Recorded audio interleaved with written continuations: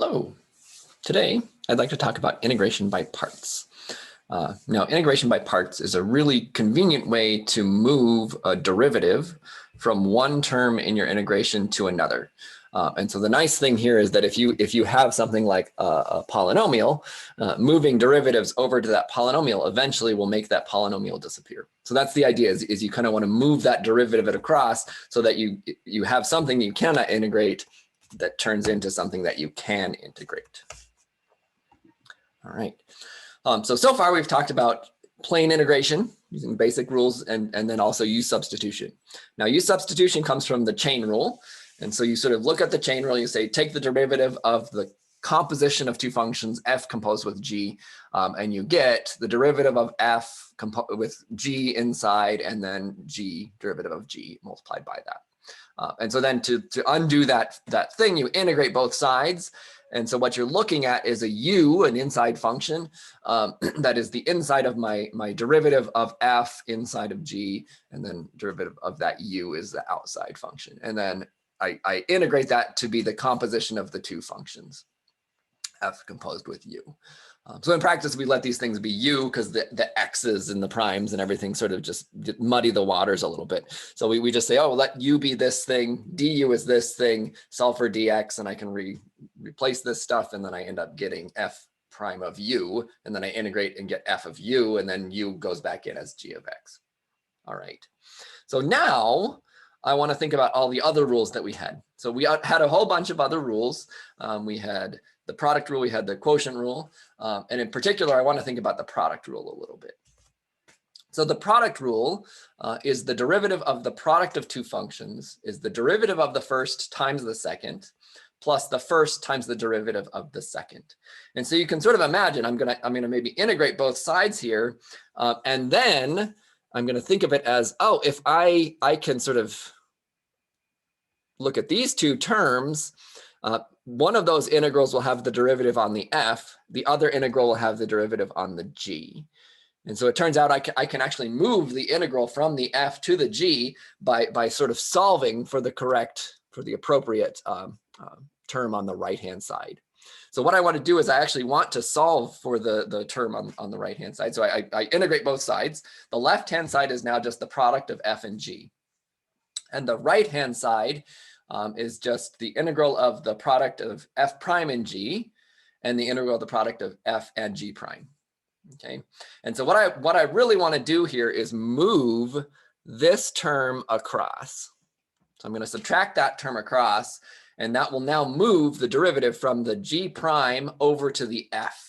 So I'm going to move it from g over to f, and then I'll integrate the g and go from there. So to make it a little bit more concise and easier to remember, I'm going to let u be f of x and v be g of x. And then I also get this sort of derivative of f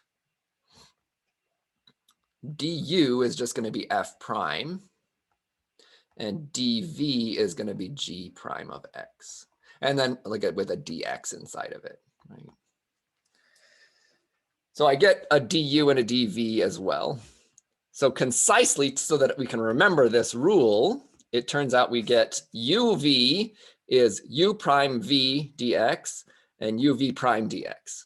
And then again, I'm going to sort of group the primes, the derivatives, with the dx and sort of think of it that way. So I subtract over my u prime v. It comes over here with my dx. And then I have my uv prime dx on the left-hand side. So what we're basically going to do with this rule is I start on the left-hand side. I have some product of two functions. One of them is easy to sort of integrate, and the other one I want to get rid of. I want to differentiate it away. And that's the idea. So moving the derivative from the one I can integrate really easily over to the one that I cannot integrate as easily is the way we want to go. And then differentiate the one that we don't integrate. Okay. So more concisely, if I sort of do this is v prime dx is dv, u prime dx is du. So I have the integral of u dv, so that's the v term differentiated, is the product of u and v. Those are both the terms left alone integrated the v. So you integrate the v to get that uv. minus v, again, that's the integral of that v dv, du. So differentiate the u term in that case. So I've moved my derivative over from the v to my u. And that's the big thing I want to do. And so you can sort of see this almost immediately. So this integral, x e to the x, is not something I can integrate. You might try a u substitution. You might say, well, let u be x, but then du is just 1 dx. And so there's an extra x in here that doesn't kind of go away. And if I did that, I could say u e to the u, but that's just back where we were, right? So instead, what I want to do is I want to think of this as a function times the derivative of another function. And so I'm going to choose u, the one I want to get rid of, to be the x, because when I differentiate x, it becomes 1. So moving the derivative from the e to the x over to the u to the x in this case will get rid of that term, which is great. So du is just x. Then I also want to choose a dv. So dv here is e to the x dx. So I've chosen sort of that term to be the dv, and the x is the u. Now, the v is the antiderivative of e to the x, which nicely enough here is just e to the x. So I can integrate sort of both sides of this equation, and I get just e to the x here. And that's great. So now we sort of take stock of what we have. So our rule says u dv, integral of u dv, is u times v minus the integral of v differentiate the u. And so now I kind of plug in the things that I have here. So this is u dv. So x e to the x dx. Is going to be the u times v. So I take x, that's my u term, and my v, which is e to the x, minus the integral of v, that's e to the x, and du. And the derivative of u is just, 1. I actually messed up that. So the derivative of u there is just 1 and dx, right? So here I just get times 1 dx. And that 1, I just suppress that 1 because it's not necessary to have it. Now I can integrate this thing. So at this point, I have this integral is x e to the x minus, oh, okay, so the antiderivative of e to the x is still just e to the x plus c. Okay. And like all of my integrals, I can check. I can check to see that this is the right thing, that this is the thing that I'm supposed to get. So I do a derivative of this last thing that I got. So down here, if I differentiate that, I should get x e to the x in the end. So let's do it. So we can do this. So the derivative of this thing is, the derivative is product rule on the first term. So the derivative of the first is 1 times e to the x, plus the first times the derivative of the second is x e to the x. And then minus the derivative of e to the x is e to the x. Derivative of c is 0. So this all ends up being, yes, in fact, x e to the x. So down here, I'm just really just checking to see if this is right. And in fact, this is correct. It works out. I end up getting x e to the x in the derivative. Okay, so the antiderivative of x e to the x is x e to the x minus e to the x plus c. Cool. So this is a really convenient thing to do, and you can sort of think about this in terms of functions that I want derivatives on and functions I don't need to do derivatives on, or at least that I can integrate really easily. So e to the x is one of those functions that you can really integrate very easily, and really, if I differentiate it, it's never going away. So that's kind of the last ditch one that we want to choose as u. So our sort of next trick will be, how do I choose u? What's the thing that I need to choose for u? And it takes practice to get this, but there is a nice mnemonic device to sort of help you figure out which one it is. And I'll go through that after I go through at least one more example here. So one more example, I have x and sine of x. Okay, so again, if I differentiate the x, then I will get rid of it, which is really great. That's going to go away, and then I'll have just whatever the antiderivative of sine is, right, which is negative cosine. So I'm going to do this. I'm going to say I'm going to let my u be x again. Du is 1 dx. And then my dv is sine of x dx. Integrate both sides to get v. V is just the antiderivative of sine is negative cosine of x, and then the dx has been integrated away. Okay. So this integral x sine of x dx is going to be uv. So that's x times negative cosine. So that's negative x cosine of x minus the integral of v du. So that's going to be negative cosine of x times du is just dx.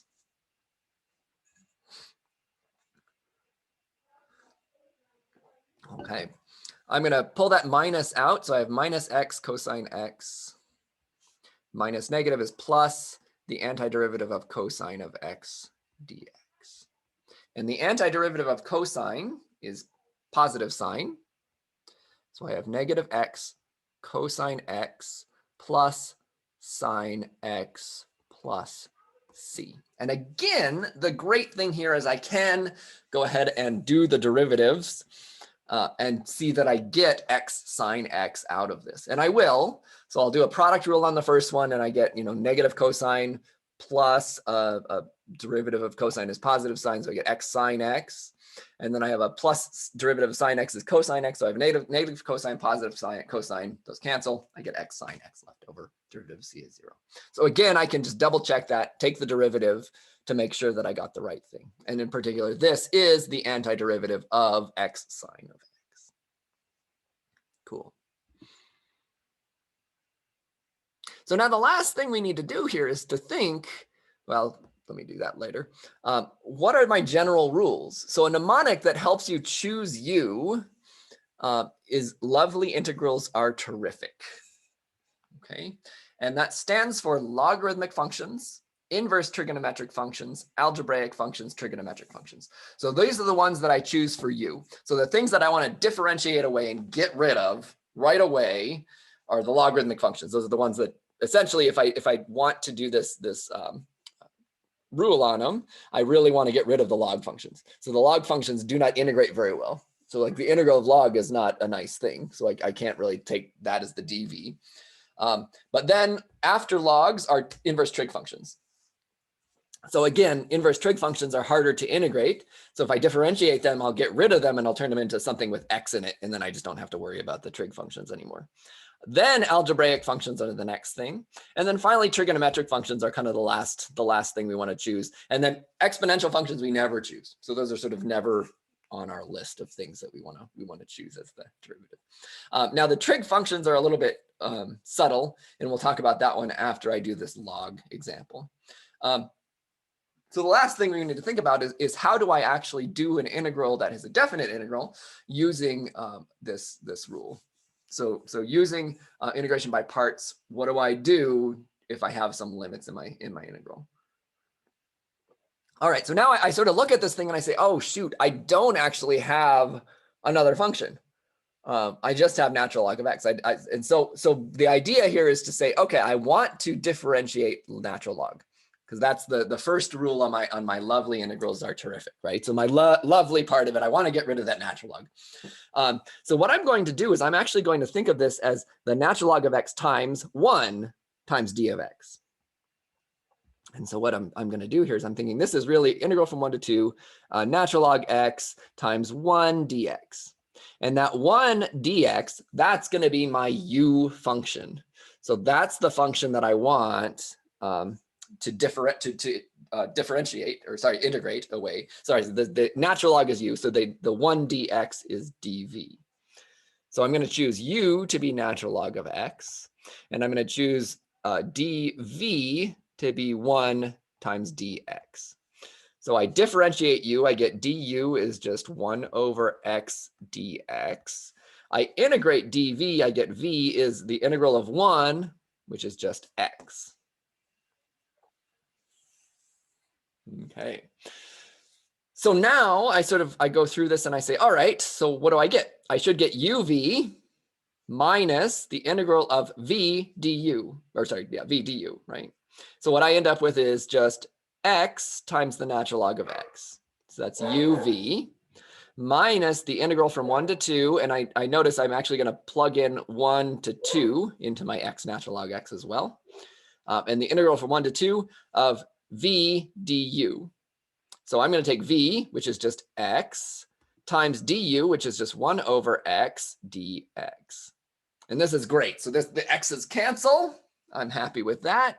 And I get x times natural log x between 1 and 2. And now I have the integral from 1 to 2, plus minus the integral from 1 to 2 of just 1 dx. So I end up with x times natural log x minus the integral of 1 is just x plus c. And the whole thing is evaluated now from 1 to 2.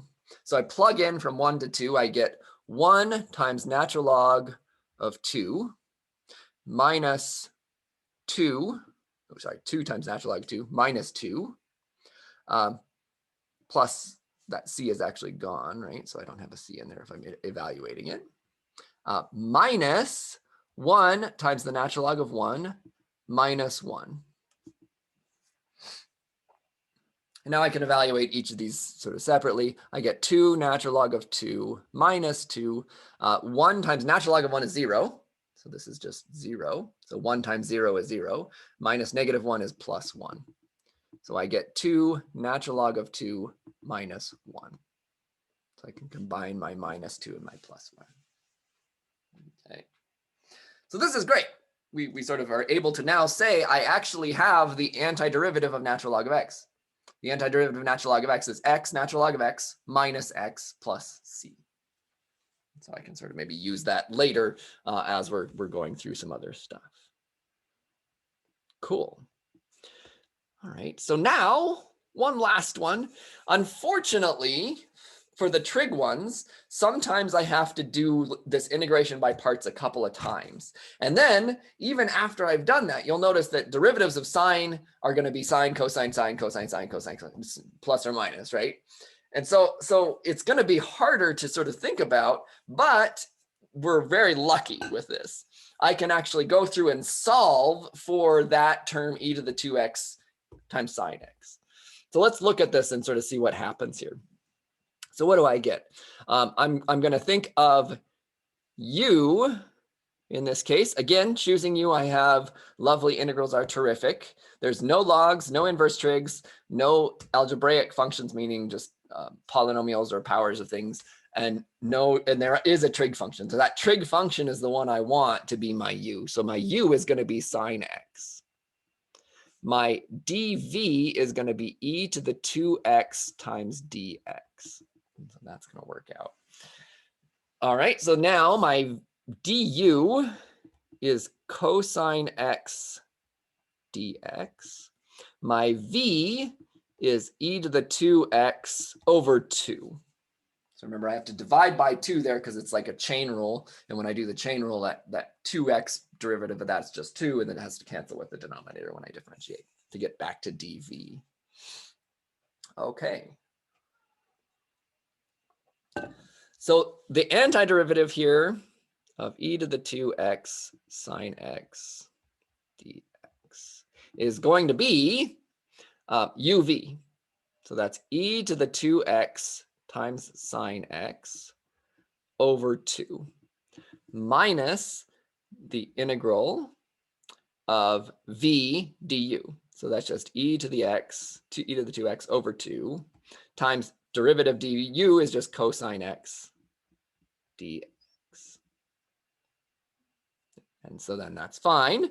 Now I need to do a little bit more. So notice I don't have anything I can integrate yet. So that is not something I can integrate. So I'm going to do another integration by parts here. And so to do this, I'm going to go over to another sheet here. So what do I have? I have, this is the integral of e to the 2x sine x dx. We said it was going to be e to the 2x over 2 times sine x minus the integral of e to the 2x over 2 and then cosine x dx. Okay. And now I want to focus on this last term here. So I have e to the 2x over 2 times cosine of x. My u again is going to be cosine of x. My dv is going to be e to the 2x over 2. And so my u here is going to be cosine. And my dv is going to be e to the 2x over 2 dx. I differentiate my u. I get negative sine x. And I integrate my dv, and I get v is e to the 2x over 4. So if I differentiate that, the 2 comes out, I get an extra 2 on the bottom, which is where I wanted, where I started, right? Okay, so now we plug this all in. So I get e to the 2x over 2 sine x. That's my first term here. Minus, and then I'm going to do uv. So that's cosine x e to the 2x over 4.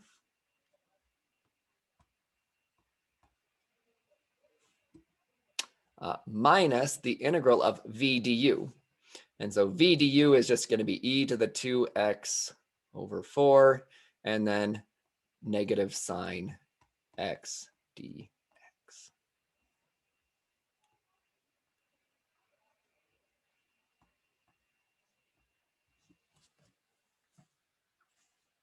Okay, so we're still kind of in trouble. So what I have here is just e to the 2x sine x minus cosine x e to the 2x over 4.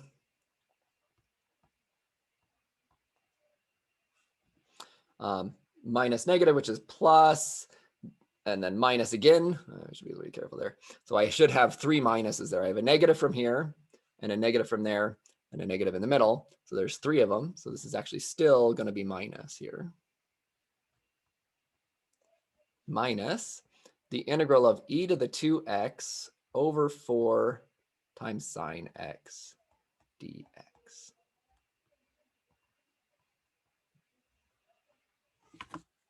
Okay. And now we do a trick. There's a little bit of a trick here. What I want to do is get everything with an e to the 2x sine x to the same side of the equation. And personally, I'm going to clear out denominators just because I know I can sort of multiply everything by 4 on this side and it will clear all the denominators out. This should be over 2. And so that's good. That's kind of where I want to go with it. So I'll multiply everything here by 4. And I'll multiply the other side of this equation, which is integral of e to the 2x sine x dx, also by 4. And so what I'm left with is 4 integral of e to the 2x sine x dx is equal to, and if I go back here, I can see 4 times this is going to be 2 times that, because the 4 and the 2 will cancel. And so I get 2 e to the 2x sine x. And then 4 cancels with the 4 here, so I get minus e to the 2x cosine x. And then the 4 and the 4 cancel, so I get minus integral of e to the 2x sine x dx. So I add the integral of e to the 2x sine x to both sides.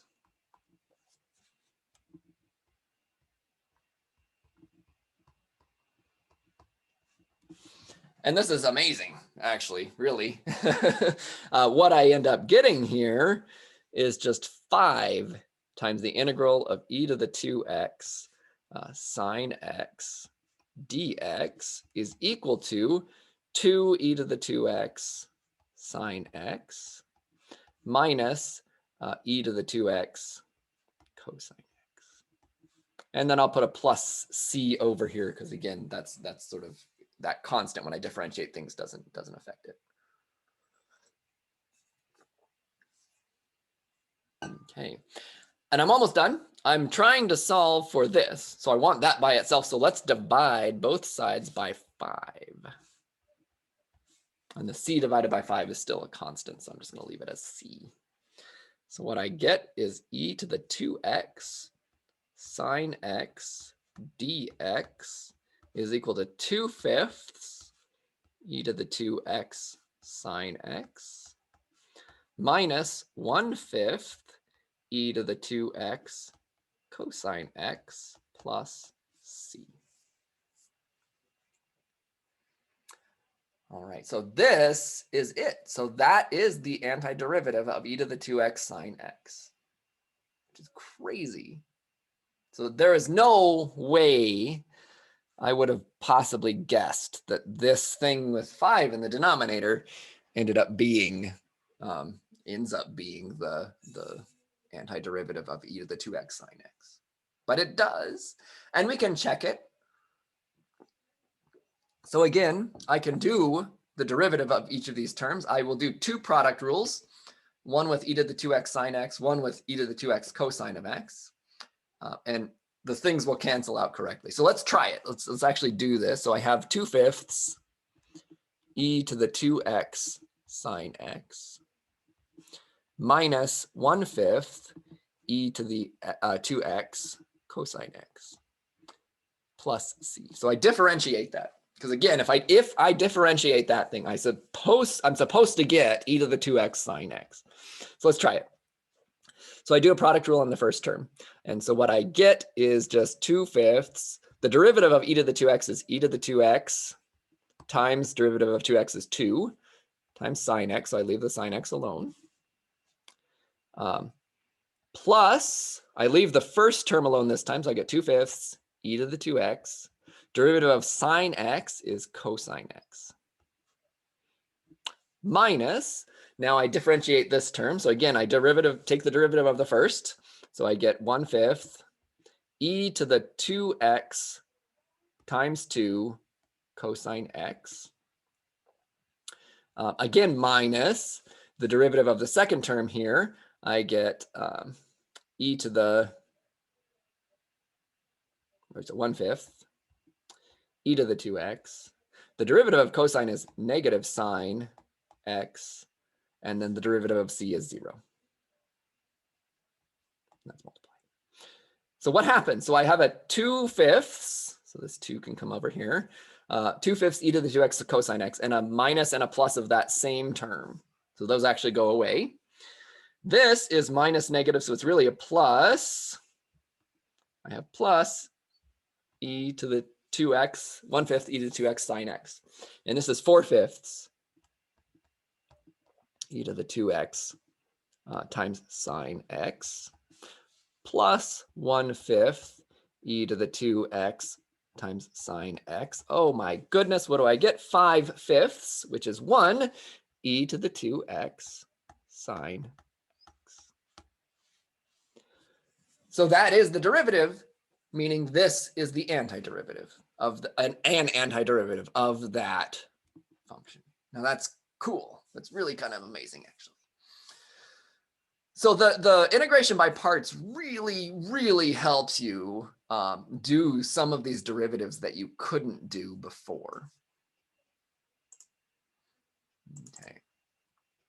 So as a reminder, this is that mnemonic that helps you choose which one you want to differentiate away. So it's going to go away when you differentiate it, or it's going to sort of cycle around in this trigonometric way and end up giving you something you can solve for the original integral, which is not as fun, but it works out. So the logarithmic function is the first thing, inverse trig functions are second, algebraic functions are third, and trig functions are fourth. So lovely integrals are terrific. All right. So good in there, try some of these. They take some time and they take some focus. So be sort of precise with it and get in there and try these out and let me know if you have any questions. All right. See ya.